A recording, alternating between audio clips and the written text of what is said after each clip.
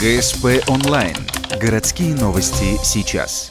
Петербуржцам вынесли приговор. Целый год группировка занималась вымогательством. В их поле зрения попали 7 человек. Все были наркозависимые и, по слухам, имели отношение к сбыту наркотиков. Злоумышленники считали, что у мужчин есть деньги, и при таком бизнесе они не станут заявлять на вымогателей в полицию.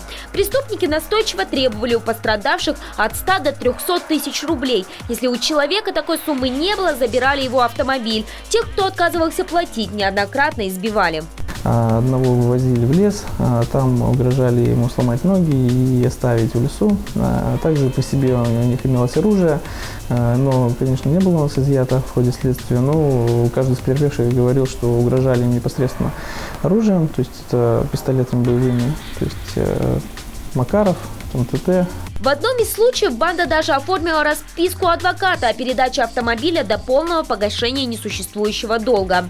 Деньги преступники планировали переслать в одну из ухтинских зон своим заключенным под стражу друзьям. Но их план провалился, все потерпевшие пошли в полицию. Теперь 4 из компании вымогателей светит от 8 до 10 лет лишения свободы. Еще один в своем преступлении признался сразу. Ему грозит 2,5 года.